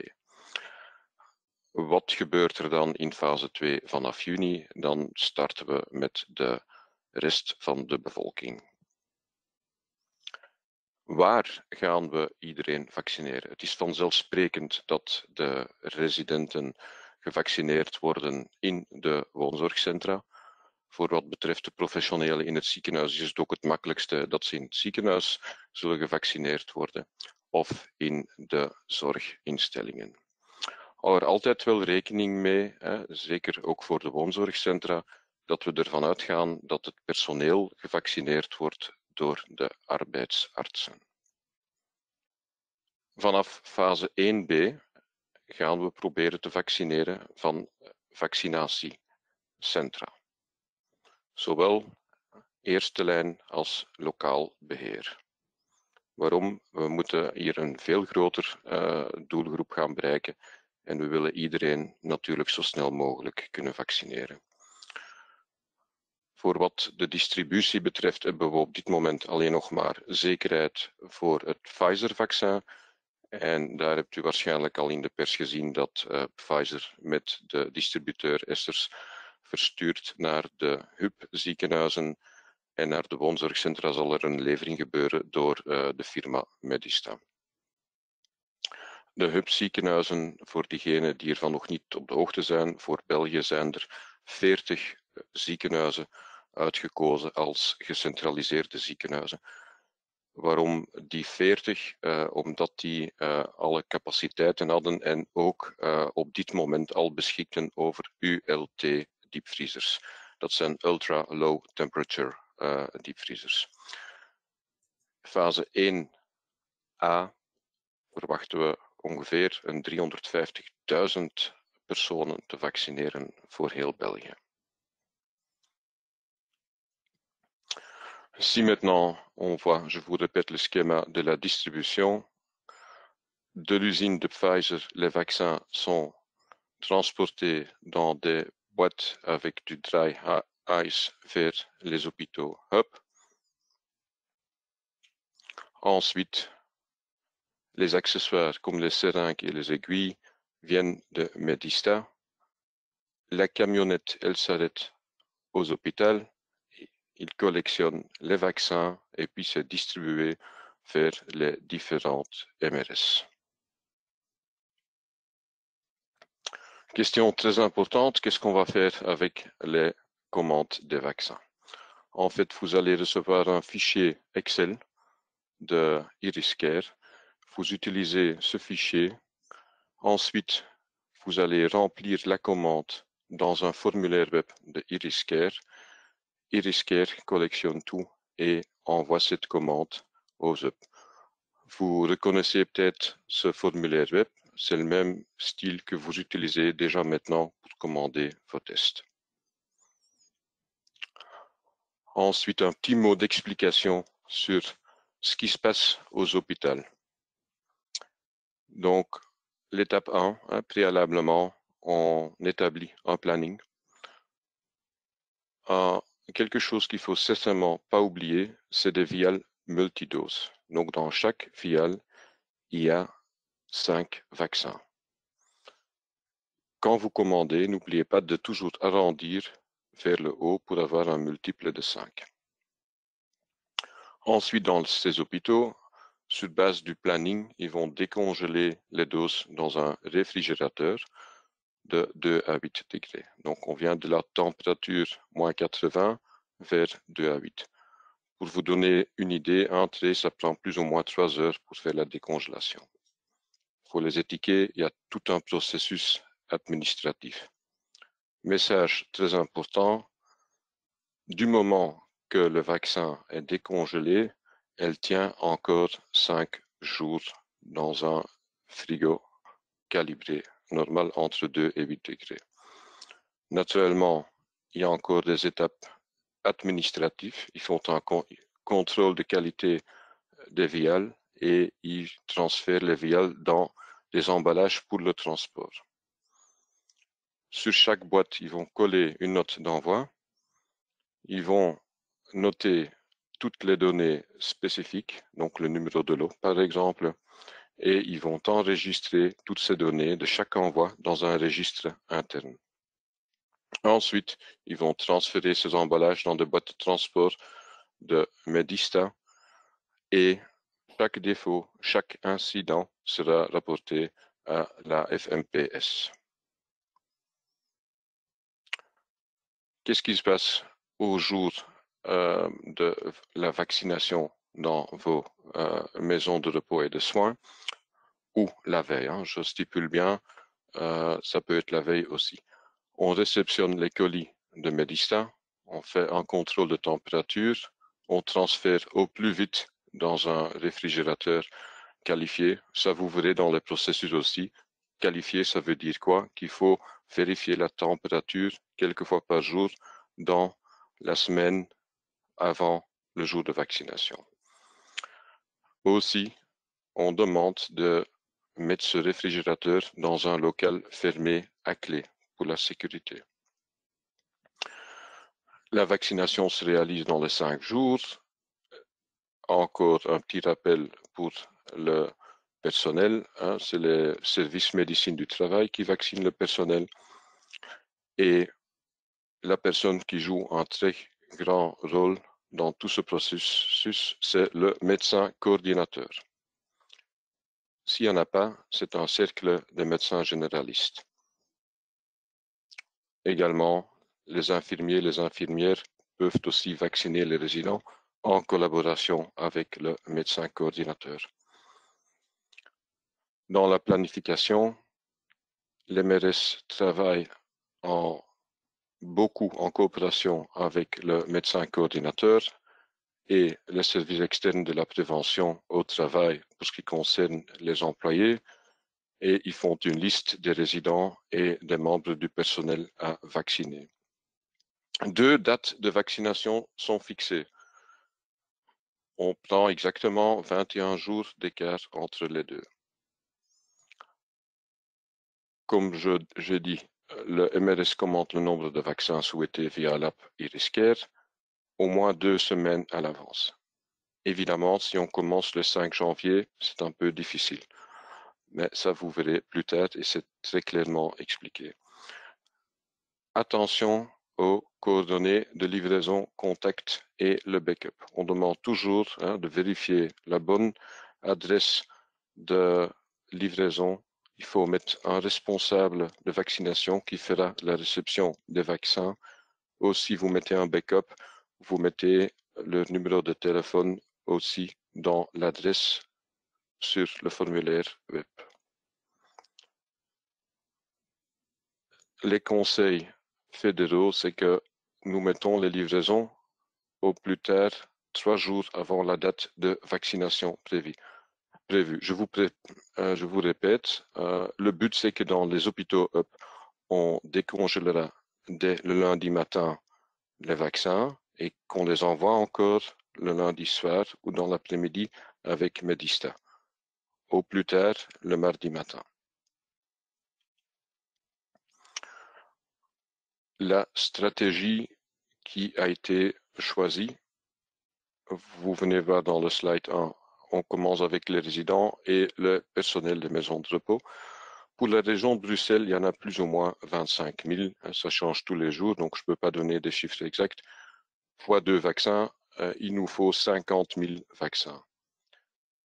Dans la première livraison prévue pour la semaine du 5 janvier, Pfizer sait seulement nous fournir ou nous livrer 14 traits de 975 vaccins. Ça fait un total de 13 650. Ça veut dire qu'on peut vacciner 6 825 personnes. À l'heure actuelle, on attend que, et Pfizer nous a plus ou moins promis de fournir ce même nombre aussi pour la semaine 2 et la semaine 3. On a un problème, on ne sait pas vacciner tout le monde, donc on a choisi pour commencer avec les résidents. Les résidents à Bruxelles, il y en a entre 10 000 et 11 000, donc on a divisé ça en 2 semaines de livraison. La semaine du 4 janvier et la semaine du 11 janvier, plus ou moins 5 000 avec un marge de 10%. La semaine du 18 janvier, c'est la semaine de backup. Comme le docteur Van Latem nous a bien expliqué, si il y a un cluster ou un outbreak, c'est déconseillé de les vacciner. Donc, toutes les maisons de repos où il y a eu un cluster très récemment, on les met dans la 3e semaine de janvier. Qu'est-ce que ça fait dans les hôpitaux UP? À Bruxelles, on commence avec 6 hôpitaux hub. Le centre hospitalier interrégional Edith Cavell, les cliniques de l'Europe, le CU Saint-Luc, hôpital Erasme, en coopération Jules Baudet et Saint-Pierre, et l'hôpital militaire. La répartition a été la suivante: pour les 2 premiers, 1 trait chaque fois, et pour les autres, 3 traits. Donc ça fait ces quantités-là, 975 et 2925 vaccins. Vous pouvez vous imaginer que ça n'a pas été facile pour faire un schéma et tout le planning que ceci a pris. Donc, qu'est-ce que nous avons fait? On a choisi un nombre de maisons de repos dans semaine 1, semaine 2, et déjà en semaine 3, il y a actuellement 22 maisons de repos et de soins où on va livrer parce qu'il y a eu récemment un cluster niveau 3. Les critères de sélection, c'était un choix aléatoire, proportionnel en fonction du nombre total de résidents répartis sur la semaine 1 et la deuxième semaine. On a dû tenir compte des disponibilités du vaccin et des provisions dans les hôpitaux hub et les centres de soins, comme je viens d'expliquer, à partir de niveau 3, c'est-à-dire niveau 3, ils ont été déplacés dans la semaine 3. On a choisi de prendre un nombre réduit dans la première semaine pour quand même, comme on vient de commencer maintenant, on ne veut pas commencer avec la maximum masse de travail dans les hôpitaux up. Ça veut dire qu'il y a moins de maisons de repos et de soins qui sont petits dans la première semaine. On a plus choisi quelques-uns qui sont plus grands pour augmenter les quantités, quand même garder un équilibre de 5000 par semaine. Naturellement, ça vous intéresse tous d'avoir cette liste et elle sera vous communiquée après ce webinaire par Iriscare.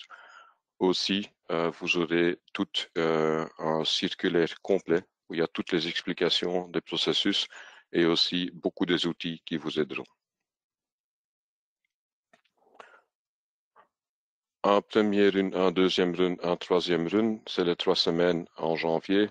On vous demande de passer la commande au plus tard le 30 décembre pour ceux qui sont dans le premier run, le 6 janvier pour le deuxième et le 10 janvier pour le troisième. Un petit timeline. Vous allez commencer à remplir les listes en Excel avec tous les résidents, mais aussi n'oubliez pas les collaborateurs. Vaut mieux le faire en une fois tous ensemble qu'attendre, mais la priorité, naturellement, c'est les résidents. Vous utilisez le formulaire web, vous recevrez une confirmation par mail tout de suite. Et il est fort probable que quelqu'un va encore vous contacter par téléphone. On demande une communication complète entre Iriscare et les maisons de repos. Pourquoi Iriscare? Ils vont encore vous donner des accessoires, des seringues de réserve, des aiguilles de réserve, un thermomètre, comme ça vous pouvez calibrer votre réfrigérateur, des champs chirurgicaux, des tampons alcoolisés, des bassins urinaires, même les sparadraps, des cotons hydrophiles, si jamais il y a un peu de sang, un conteneur aiguille. Là, vous mettez les aiguilles et les flacons, les petits flacons de Pfizer dedans. Ce seront des conteneurs de 7 litres, donc vous pouvez en mettre la totalité. Et sauf s'il y a un problème, vous le demandez toujours à vos contacts chez Iriscare. Donc, les vaccins seront arrivés. Je vous répète, c'est la date de vaccination. Il faut planifier 21 jours après. Donc, tout se répète, sauf les livraisons d'Iriscare de tous les accessoires. On va le faire en un coup.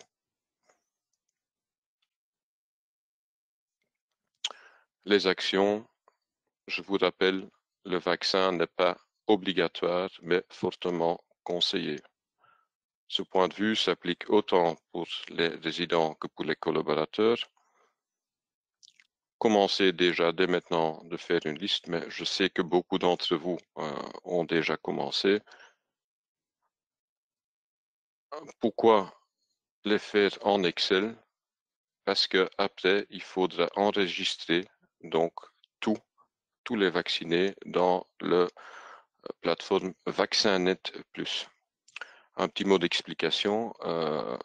VaccinNet existe depuis 15 ans en Flandre et au niveau fédéral, on a quand même constaté que c'était un système très très solide et de la part de, enfin, on part de cette plateforme et on a créé un VaccinNet Plus.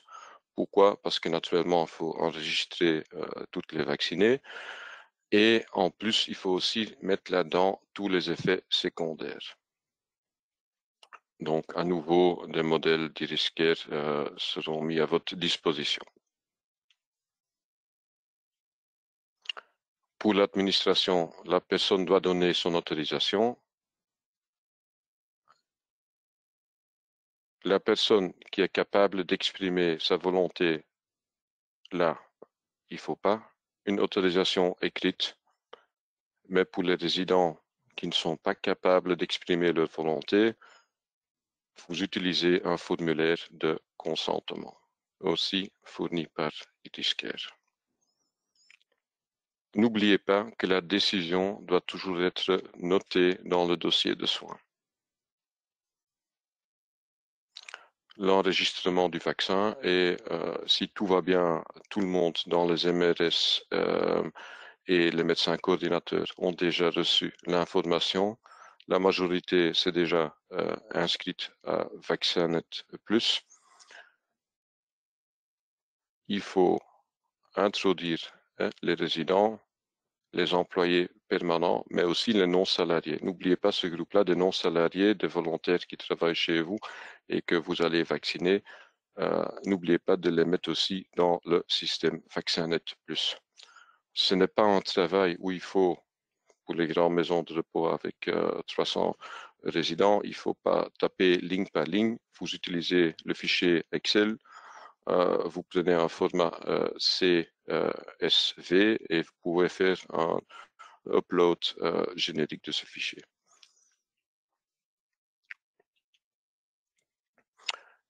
J'en ai déjà parlé quelques fois. Utilisez les outils sur e-risquer.brussels. Utilisez tout ce que e-risquer va vous envoyer. Vous aurez un planning étendu, le questionnaire, des fiches pratiques, un circulaire avec tous les processus et les liens, des brochures d'information pour la sensibilisation, le mode d'emploi de VaccinNet Plus et aussi les SOP intégrales. Vous pouvez les trouver là-dessus. Donc, c'est la stratégie de vaccination COVID-19 pour la Belgique qui les a fait. C'est un document de plus ou moins 90 pages où des groupes de travail ils travaillent depuis des semaines, jour et nuit, pour vous donner une image complète. Si vous hésitez, si vous ne saviez pas, en tout cas, on vous conseille de les lire attentivement. Mon dernier slide, en fait, nous comptons sur vous. Il faut bien s'informer, c'est ce que vous faites tous maintenant en faisant partie de ce webinaire. Il faut bien se renseigner si vous avez encore des questions. Il faut bien interroger pour vous, en particulier vos employés, vos résidents. Il faut sensibiliser. We want you, pourquoi est-ce qu'on a mis cette image-là? Parce que vous êtes vraiment très, très important. Donc, j'aimerais bien clôturer ma présentation là. Vous êtes très important et merci pour votre attention. Et s'il y a des questions, je donne la parole à Monsieur Stas. Ja, Jurgen, dank u wel, Jurgen, voor deze uiteenzetting. Merci pour cet exposé et de nous introduire dans le processus opérationnel de cette vaccination qui, quand j'ai bien compris, va se démarrer le 28 décembre avec un premier exercice, enfin, pas vraiment un exercice, mais pour vrai, cette fois-ci, à la maison de repos Notre-Dame de Stockholm, qui a été choisie pour vacciner pour vacciner le premier ici à Bruxelles, et donc les restes des maisons de repos qui vont démarrer le 5 janvier en 3 vagues. On a reçu quelques questions dans le chat. Je vais en regrouper quelques. Pour la commande des tests, excusez-moi, pour la commande des vaccins, dans les SOP, et il y avait quelques membres dans le webinaire qui ont remarqué ça, on met que la maison de repos doit commander les vaccins au sein de leur UP. Qu'est-ce qu'en est? Je pense qu'on peut expliquer ça encore de nouveau. Pour débuter la vaccination, est-ce qu'il faut faire distinguer, les résidents, est-ce qu'on doit les partager dans différents groupes? Et est-ce qu'ils, après la vaccination, est-ce qu'ils vont recevoir une attestation? Dernière question. Est-ce qu'aussi on demande à chaque maison de repos d'attribuer quelqu'un qui est responsable pour la vaccination? Est-ce que ça peut être l'infirmière, enfin une infirmière, ou est-ce que ça doit être le directeur de la maison de repos? Ok, merci Johan. Donc pour les commandes de vaccins, en effet dans les SOP, il y a mis que c'est en direct entre les maisons de repos de soins et les hôpitaux UP. Pour la région de Bruxelles, on a choisi de faire ça, centraliser ça via Iriscare. La raison principale, c'est parce que pour la région de Bruxelles, Iriscare fournit aussi une quantité de matériel supplémentaire, et aussi on a tenu compte des disponibilités des hôpitaux. Donc, pour cette question-là, les attestations, c'est encore en production, mais ça viendra naturellement. Tout le monde aura à la fin un genre d'attestation, mais vous l'avez déjà dans le dossier médical, et Vaccinet, elle est liée aussi à tous les autres outils comme e-health, tous les outils où les gens même peuvent vérifier le dossier médical. Le responsable, ça ne doit absolument pas être le directeur. Pour vous donner l'exemple de Notre-Dame de Stockholm, là c'est le kinésiste qui est le responsable vaccination, qui fera la réception des vaccins. Donc ça peut être une infirmière, c'est à vous de désigner la personne, mais à condition que cette personne soit là quand les vaccins seront livrés. Dans les groupes, est-ce qu'il faut grouper les résidents? C'est à vous de planifier, de vous organiser le mieux possible.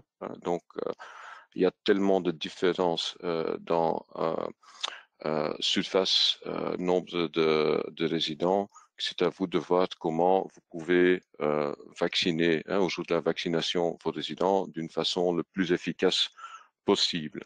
Donc, on ne conseille pas de grouper les gens. Pour le reste, il y avait encore une question. Non, je pense que j'ai donné une réponse à toutes ces questions-là, Johan. Komen er nog enkele vragen binnen, hoor. Ja. Qu'est-ce qu'on va faire? Des nouveaux résidents entrent en 2 vaccinations.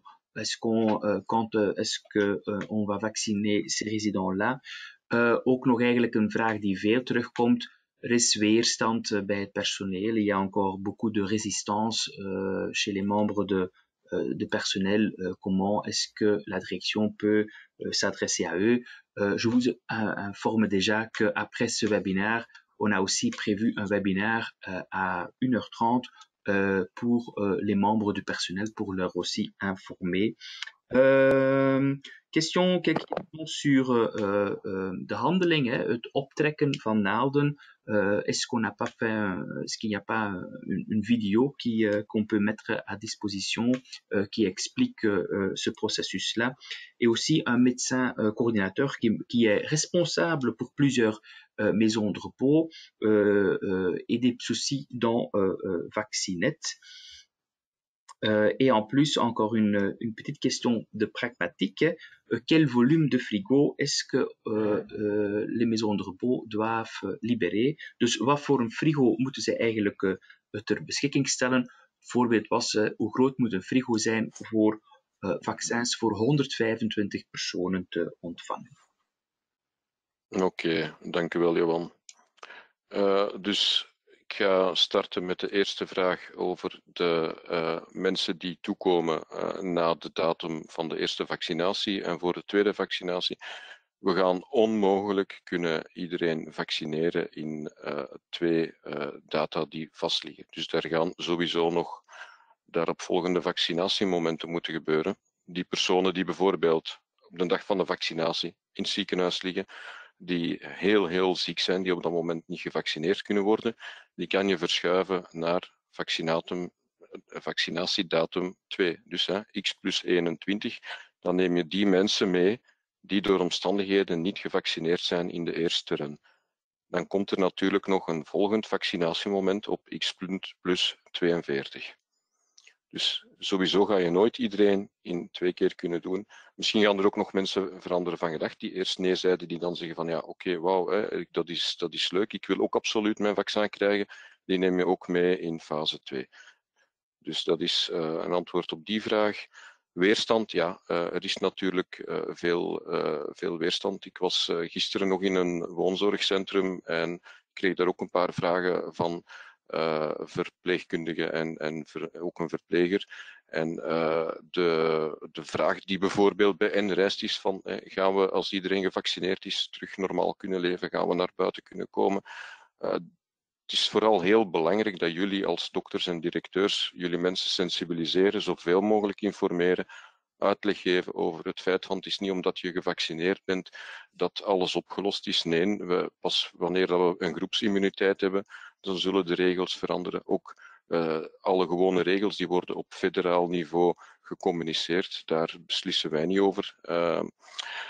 Dus ja, we rekenen echt op jullie. Dat was ook mijn laatste slide van jullie. Zullen je mensen informeren en laat ons hopen dat er zoveel mogelijk mensen het vaccin gaan laten zetten. Voor wat de handelingen, donc la demande sur comment préparer les vaccins dans les MRS au jour de la vaccination, il y a un film qui a été fait au niveau fédéral. Ce film, je viens d'avoir l'adresse de ce matin, donc Monsieur Stas va aussi le mettre sur le site web de Iriscare et sur le site web fédéral, vous pouvez déjà le trouver. Elle démontre ça très bien. Et aussi un conseil que je vous donne personnellement, c'est communiquer entre vous, aidez-vous, utilisez votre force ensemble. Si vous avez des questions, vous êtes un public très fort. Okay. Le CRA, j'ai encore 2 questions. Hein. Le CRA le médecin coordinateur qui a plusieurs maisons de repos et de soins, naturellement, faut pas oublier que du moment de décongélation, le vaccin tient encore 5 jours. Donc, on vous oblige pas de faire toutes les vaccinations le mardi quand vous recevrez les vaccins. Vous pouvez le faire aussi le mercredi ou le jeudi, même le vendredi. Donc là, c'est important de bien vous organiser. Le médecin coordinateur peut aussi demander de l'aide aux infirmières pour faire les vaccinations. En pour la question, voor het laatste vraagje over het volume van de frigo. De vials van Pfizer die zijn ongeveer zo groot. Dus vermoedelijk krijgt u een pakje toegestuurd in de grootte van een pizzadoos, noemen we dat. Dus eigenlijk hebt u maar een heel kleine frigo nodig hiervoor. Indien u geen kleine frigo hebt die u niet kan in een lokaal zetten om op slot te doen, neem alstublieft contact op met Iriscare en tezamen zoeken jullie wel een oplossing. Oké, alsjeblieft. Je peux peut-être adresser qu'on a créé une adresse email vaccination@iriscare.brussels pour toutes vos questions. Cette adresse mail sera aussi communiqué après. Dus we hebben ook een mailbox eigenlijk die permanent bemand wordt om uw vragen rond vaccinaties te beantwoorden. Dat is de mailbox vaccination, in het Engels vaccination en français, @iriscare.brussels. Jurgen, nog een aantal andere vragen. Er zijn veel vragen die binnenkomen rondom de toestemming. Hè. Donc, on a reçu beaucoup de questions sur le consentement. Est-ce que, quid dans le cas que un patient a 2 enfants, les enfants sont pas accord ou ne trouvent pas un accord entre eux. Qui décide alors? C'est le médecin traitant, le médecin référent. Enregistrer où? Donc on demande enregistrer. We vragen om dat de wil van de patiënt ergens te noteren. Est-ce qu'on l'enregistre dans le dossier de soins ou dans le dossier médical? Wanneer komen de andere instellingen aan bod? Hè? Donc, quand est-ce qu'on va vacciner les autres institutions à Bruxelles? Par exemple, les hébergements pour les personnes handicapées, par exemple. En hoe lang mag het vaccin in de frigo? Et encore une question très importante, quelle et combien de médications est-ce que la maison de repos doit prévoir pour être capable de répondre à une choc allergique ou anaphylactique choc. Je pense que là, on parle du EpiPen. Oké, dank u Johan. Voor wat betreft de wilsverklaring voor de mensen die wilsonbekwaam zijn en als er een ruzie is tussen 2 kinderen. Normaal gezien zijn ook alle volmachten of gerechtelijke volmachten die dat jullie in je bezit krijgen wanneer dat een resident bij jullie toekomt, staat er ook in gestipuleerd wie dat de volmachtgever is of le tuteur in Frans. En dan bepalen zij in die volgorde wie dat moet tekenen. Is er een akkoord op medisch gebied qua volmacht dat er 2 mensen moeten tekenen en er is geen toestemming, dan mogen we natuurlijk niet vaccineren. Er zijn nog andere plannen dat zowel medische, dus de dokters, de médecin généraliste of de médecin coördinateur kan beslissen. Dat staat ook zo uitgelegd in het dossier dat jullie krijgen in de circulair. Maar echt op medisch vlak, ik ben zelf geen dokter, raad ik wel aan van een van onze juristen van Iriscare of van de COCOM te contacteren als u daar twijfels over hebt. Dus daar ga ik mij niet over uitspreken, over gerechtelijke geschillen. Waar bewaren jullie die documenten? De bedoeling is dat op eender welk moment achteraf dat document kan opgevraagd worden. Moesten er toch eventueel geschillen komen, laat ons hopen van niet, dat er achteraf dat jullie kunnen bewijzen van kijk, hier heb ik het bewijs. Dus als jullie het in het zorgdossier van de patiënt steken, is dat voldoende. Werken jullie liever rechtstreeks via een medisch dossier, mag dat ook. Helemaal in het begin, in mijn eerste slide, heb ik laten zien dat we met woonzorgcentra beginnen, dan met de hospitalen en daarna de eerste lijn zijn de andere collectiviteiten. Dus les hébergements du jour, ça tombe dans les autres collectivités. Donc après les hôpitaux et les premières lignes. Mais on parle aussi d'une période qui vont peut-être commencer fin février, début mars. Naturellement, tout ça, le schéma que je vous ai présenté, c'était à condition que tout se déroule bien en provisionnement et aussi les décisions du gouvernement. Ja, de vraag van hoe lang in de frigo, dat was 5 dagen vanaf het moment dat het onttooid is in het hubziekenhuis. Dus op de lot, daar gaan lotnummers bij staan. Daar staat ook bij op welk moment dat het vaccin onttooid geweest is. Dus je gaat perfect kunnen nagaan van oké, ik ontvang hier het vaccin, doe mijn controlecheck en ik zie ook wanneer dat het onttooid geweest is. Dus vanaf dat moment heb ik nog 5 dagen om iedereen te vaccineren. La question du kit de secours, la trousse de secours. tous les médecins et beaucoup de maisons de repos de soins ont aussi un EpiPen en leur possession. On vous conseille d'avoir, bien que le risque, enfin, je connais pas les chiffres exacts, mais ils sont vraiment très minimaux, mais on sait jamais. Donc, il faut prévoir 2 EpiPen et là, c'est un conseil suite au test qu'on a fait au dry run. Là, monsieur docteur Vevater, il avait acheté 10 ampoules d'adrénaline. Donc là, on vous conseille de vous acheter quelque chose que Iriscare ne pouvait pas vous fournir, comme il fallait une attestation médicale pour ça. Donc là, c'est au docteur, au médecin de prévoir ça. Voilà, Johan.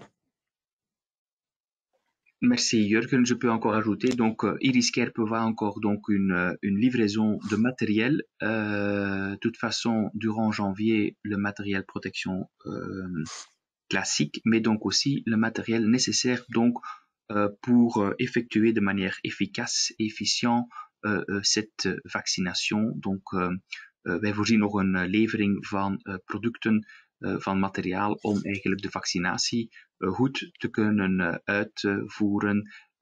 We hebben ze daarnet gezien op een slide. Ik zie, vraagt nog iemand, je had een planning previsioneel. Ja, we hebben een planning opgemaakt. Zij zal eigenlijk na afloop van het webinar verstuurd worden. Dus u mag eigenlijk in de loop van de komende dagen nog heel wat communicatie van ons verwachten. Jurgen, wou jij nog iets zeggen? Ja. Ja, ik wil daar nog iets over zeggen, want dus als voorbereiding, dan hebben we ook gewerkt met een afvaardiging van een aantal directeurs en CRA's van woonzorgcentra. En initieel hadden wij een provisoire planning opgemaakt, bestaande uit 8 runs.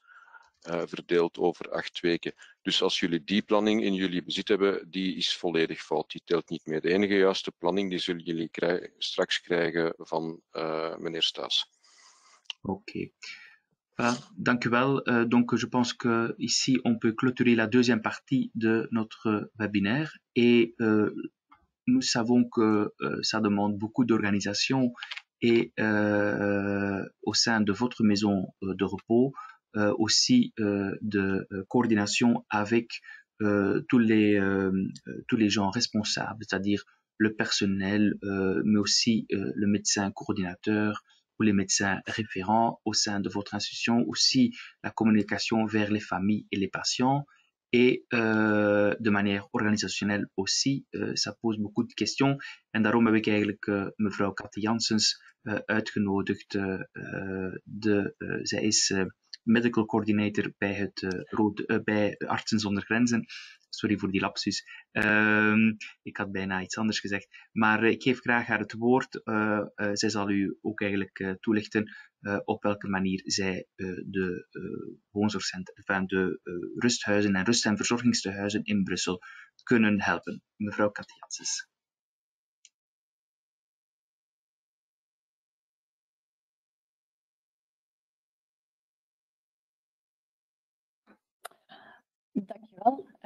Dankjewel, meneer Staes. Je vous remercie de donner l'occasion à MSF d'expliquer qu'est-ce qu'on peut faire un peu. Je pense qu'aujourd'hui, on donne déjà un support dans la maison. Mevrouw Janssens, misschien uw microfoon iets dichter bij uw mond brengen. Ja, dank u. Ja, merci. Est-ce que c'est mieux? C'est mieux comme ça? Oui, ok, merci. Écoute, merci. Aujourd'hui, voilà, MSF donne déjà un support dans certaines maisons de repos de soins, surtout dans les MLS qui sont en outbreak. Et on a déjà vu aussi qu'il y a la place pour donner un support ponctuel dans la vaccination. Donc, je voulais vous expliquer un peu quel support exactement. Voilà, on voit que dans les 2 points, il y a un peu la place pour donner du support. On veut pas que voilà, on veut bien clair que c'est pas l'idée. MSF va arriver dans la maison de repos de soins et va faire tout. on veut bien que la responsabilité ça reste avec le CRA et qu'on va travailler ensemble avec lui et ou elle et avec l'équipe. Mais donc, dans les 2 points, on voit que voilà, la sensibilisation, comme c'est déjà dit avant, c'est super. Mevrouw Janssens, sorry, maar het geluid is niet zo goed, hoor ik bij verschillende mensen. Mieux comme ça? Ja, ik denk dat dat beter zal zijn. Sorry hoor. Ja? Nee, pas de probleem, geen probleem. Herbegin ik misschien ergens? Of? Misschien korte eerste zinnen, ja. Ja, ok. Dus, donc, en fait, on peut donner un support sur 2 points. Et donc, on veut bien que la responsabilité, ça reste avec le CRA. C'est pas l'idée que MSF va arriver dans certaines maisons de repos et de soins et va faire tous. C'est vraiment l'idée qu'on va collaborer très proche avec le CRA, comme c'est le CRA qui reste responsable, et avec l'équipe de maisons de repos et des soins. Et donc, dans les 2 points qu'on voit qu'on peut donner un support, c'est surtout dans la sensibilisation. Comme c'est déjà dit avant, c'est très important que le personnel est bien au courant, voilà, que ils sont, voilà. Donc, c'est pas obligatoire, mais c'est très fortement conseillé que vous êtes vacciné. Et donc, on sait qu'il y a encore des gens qui ont beaucoup de questions, que c'est pas encore tous clair. Et on veut prendre le temps à vous expliquer, répondre des questions. Et pour ça, on a vu si on prend du temps et qu'on est ensemble avec l'équipe et voilà, répondre sur les questions, ça aide à convaincre les gens pour prendre la vaccination. Et surtout, eux, ils vont passer cette même information dans les résidents. Donc là, on trouve que c'est super important et qu'on peut venir dans les maisons de repos et des soins pour prendre du temps à expliquer sur la vaccination. Un deuxième point qu'on voit qu'on peut vous aider, c'est sur le planning, l'organisation et le process. C'est l'idée que si un des maisons de repos et des soins veut qu'il y ait un support de MSF, qu'on peut venir 2 jours avant, on peut regarder ensemble avec le CRA et avec l'équipe comment on va faire le planning, comment on va s'organiser demain le jour de vaccination, et que c'est clair pour tout le monde. Le jour de vaccination, on retourne, on vient et on le fait ensemble avec l'équipe. Donc, on sait très bien, dans le même jour, il y aura encore plein de questions. Donc, c'est très important, voilà, qu'on regarde ensemble avec les CRA. Aussi pour les personnes qui vont vacciner, qu'on va le faire ensemble. Et c'est avec l'objectif, si il faut vacciner une deuxième fois, que les maisons de repos et de soins sont capables pour le faire eux-mêmes. Et que nous, on peut aller dans les autres maisons de repos et de soins. Si par contre, c'est aussi nécessaire dans la deuxième vaccination de retourner, parce que voilà, pour des raisons différentes, les ressources sont limitées, aussi MSF peut bien sûr retourner. Mais donc voilà, pour capter, c'est pas tellement l'idée que ce sera MSF qui va faire la vaccination 100%, ça reste ensemble avec la responsabilité de CRA et qu'on le fait ensemble avec l'équipe. Mais c'est de regarder ensemble dans tout le process et pour faciliter le jour de vaccination, le process. Voilà, très courte, mais je voulais juste prendre cette location et je vous remercie. Je redonne la parole à Monsieur Stas. Je ne sais pas s'il y a encore des questions. Merci. Il y a une question qui est arrivée dans le chat. Comment fait-on l'appel pour avoir le support de MSF?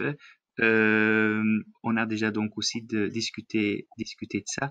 Donc le plus vite possible, je pense, une maison de repos qui veut faire appel aan die beroep wil doen eigenlijk op uw diensten om ons zo snel mogelijk daarvan op de hoogte te brengen. Dat kan eigenlijk via op het moment wanneer de bestelling wordt doorgegeven van het aantal vaccins, of daarvoor op het e-mailadres vaccination@iriscare.brussels, vaccination@iriscare.brussels.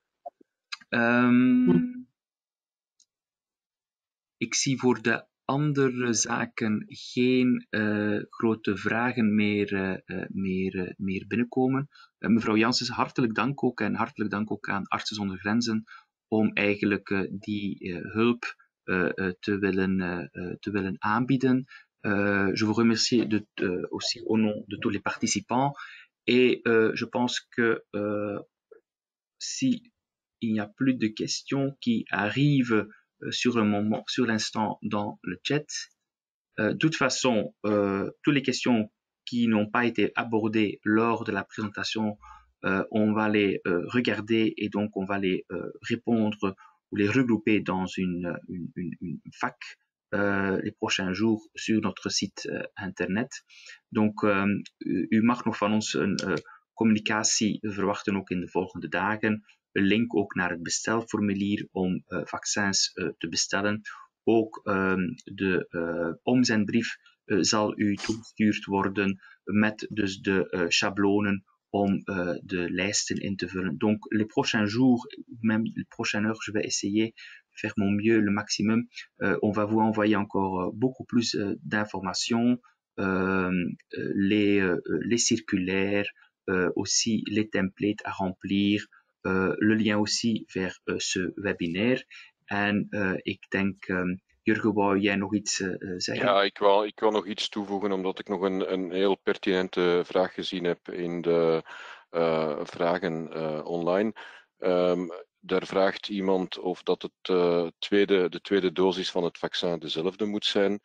Ja, absoluut. Hoe gebeurt het in de praktijk? Als jij bijvoorbeeld 100 vaccins bestelt voor datum X, dan gaat in het ziekenhuis worden er 100 geleverd, maar er worden er nog 100 gereserveerd van hetzelfde vaccin voor u. Dus daarom dat er een heel grote planning achter zit. Dus daar moet u zich geen zorgen over maken.